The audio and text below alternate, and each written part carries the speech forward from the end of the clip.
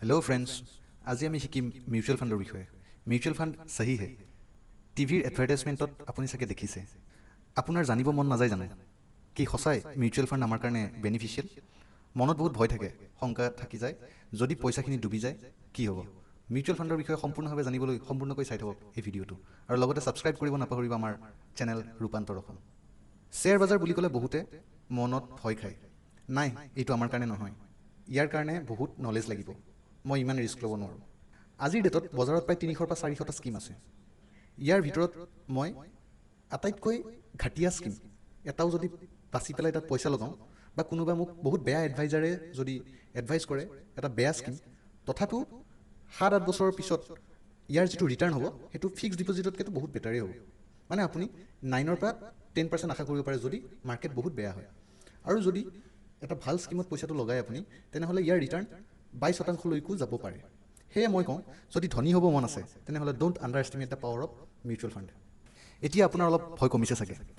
যদি ভয় কমিছে তেনেহ'লে মিউচুৱেল ফাণ্ডৰ কনচেপ্ট কি, কেনেকৈ কাম কৰে, কেনেকৈ আপুনি ফাণ্ডত ইনভেষ্ট কৰিব পাৰে। বহুতে মিউচুৱেল ফাণ্ড কেৱল শ্বেয়াৰ বজাৰৰ ইনভেষ্টমেণ্ট বুলি ভাবে, কিন্তু মিউচুৱেল ফাণ্ডে অকল শ্বেয়াৰ বজাৰতে ইনভেষ্ট নকৰে।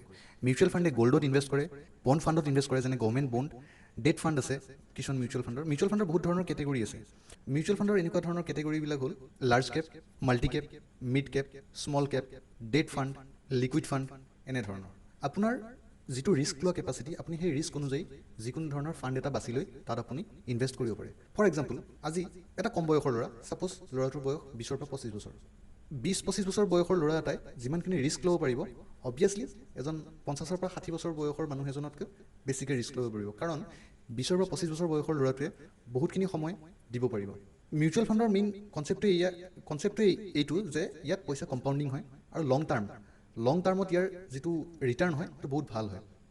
যদি মিউচুৱেল ফাণ্ডৰ পইচাটো আমি 10ৰ পৰা 15 বছৰলৈ লগাব পাৰোঁ, তেনেহ'লে এটা আমি বহুত ভাল ৰিটাৰ্ণ আশা কৰিব পাৰোঁ। এতিয়া আপুনি এইটো প্ৰশ্ন আপোনাৰ মনলৈ আহিব পাৰে যে বয়স হোৱা মানুহে কি মিউচুৱেল ফাণ্ডত ইনভেষ্ট কৰিব নোৱাৰে নেকি, বা কোনোবা মানুহে যদি বেছি ৰিস্ক ল'ব নিবিচাৰে কি তেওঁলোকৰ কাৰণে কি মিউচুৱেল ফাণ্ড নহয় নেকি? হয়, যি বেছি ৰিস্ক ল'ব নিবিচাৰে তেওঁলোকৰ কাৰণেও মিউচুৱেল ফাণ্ড হয়, কাৰণ তেওঁলোকে এনেকুৱা কিছুমান স্কিম আছে যিবিলাক স্কিমত ৰিস্কৰ মাত্ৰাটো কম, যেনে debt fund, government bond. Debt ফাণ্ডবিলাকত কি হয়, গভৰ্ণমেণ্ট বণ্ডত ইনভেষ্ট হয়, যিবিলাকৰ ফ্লাকচুৱেশ্যনটো বহুত কম হয়। এতিয়া মেইন কথালৈ আহোঁ। মিউচুৱেল ফাণ্ডত পইচা লগাব ভয় খোৱা কাৰণটো হ'ল যে আমি শ্বেয়াৰ মাৰ্কেটৰ বিষয়ে আমাৰ ইমান নলেজ নাই।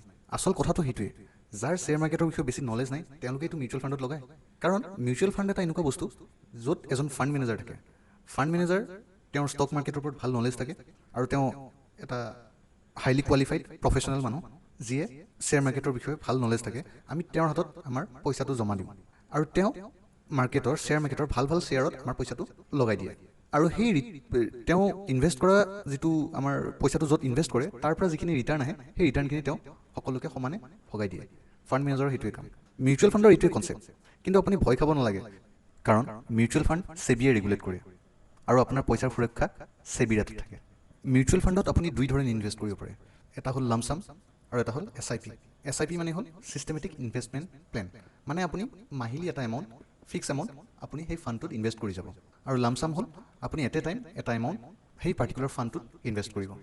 মিউচুৱেল ফাণ্ড একচুৱেলি সেই মানুহজনৰ বাবে শুদ্ধ হয় নে নহয় এইটো ডিপেণ্ড কৰে তেওঁৰ বয়সৰ ওপৰত, যে তেওঁ কোন ধৰণৰ ফাণ্ডত ইনভেষ্ট কৰিব গৈ আছে আৰু তেওঁৰ ৰিস্ক লোৱা কেপাচিটি কিমান। যদি তেওঁ হাই ৰিস্ক কেপাচিটি আছে তেনেহ'লে তেওঁ হাই ৰিস্কৰ মিউচুৱেল ফাণ্ডত ইনভেষ্ট কৰিব পাৰে, আৰু যদি তেওঁৰ ৰিস্ক লোৱা কেপাচিটি কম আছে তেনেহ'লে তেওঁ ল' ৰিস্কত ইনভেষ্ট কৰিব পাৰে।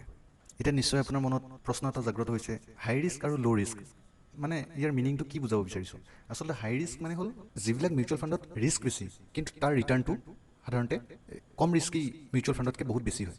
আৰু যিবিলাক মিউচুৱেল ফাণ্ডৰ ৰিস্কটো কম, তেওঁলোকৰ ৰিটাৰ্ণটো হাই ৰিস্ক মিউচুৱেল ফাণ্ডতকৈ অলপ কম হয়। গতিকে যিবিলাক মানুহৰ বয়স কম তেওঁলোকে হাই ৰিস্কত যাব পাৰে, কাৰণ তেওঁলোকৰ হাতত যথেষ্ট সময় থাকে।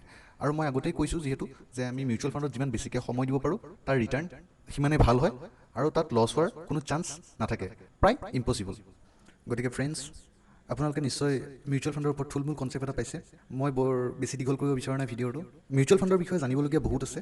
থুলমূলকৈ মই আপোনালোকক কম সময়ৰ ভিতৰত যিমানখিনি মিউচুৱেল ফাণ্ডৰ ওপৰত আইডিয়া দিব পাৰোঁ, একচুৱেলি মই এই কথাটোৱে জনাব বিচাৰিছোঁ যে মিউচুৱেল ফাণ্ড একচুৱেলি এডভাৰটাইজমেণ্টত দিয়াৰ নিচিনাকৈ মিউচুৱেল ফাণ্ড সহি হে, হয়নে নহয়? হয়, মিউচুৱেল ফাণ্ড সহি হে, কিন্তু মিউচুৱেল ফাণ্ডত আপুনি ইনভেষ্ট কৰাৰ আগতে আপুনি মিউচুৱেল ফাণ্ডৰ ওপৰত অলপমান নলেজ ৰাখিব লাগিব যে আপোনাৰ কাৰণে কোনটো মিউচুৱেল ফাণ্ড আপোনাৰ কাৰণে উচিত আৰু মিউচুৱেল ফাণ্ডৰ টাইপছবিলাকৰ বিষয়ে জানিব লাগিব আৰু ইয়াৰ ওপৰত মই নেক্সট ভিডিঅ' বনাম যে আপোনাৰ কাৰণে কেনেকুৱা মিউচুৱেল ফাণ্ড উপযোগী হয় আৰু যদি আপোনাৰ কিবা জানিব মন আছে মিউচুৱেল ফাণ্ডৰ ওপৰত আমাৰ ভিডিঅ'টোৰ তলত কমেণ্ট কৰক আৰু লগতে ছাবস্ক্ৰাইব কৰিব নাপাহৰিব আমাৰ চেনেল ৰূপান্তৰ অসম। ধন্যবাদ।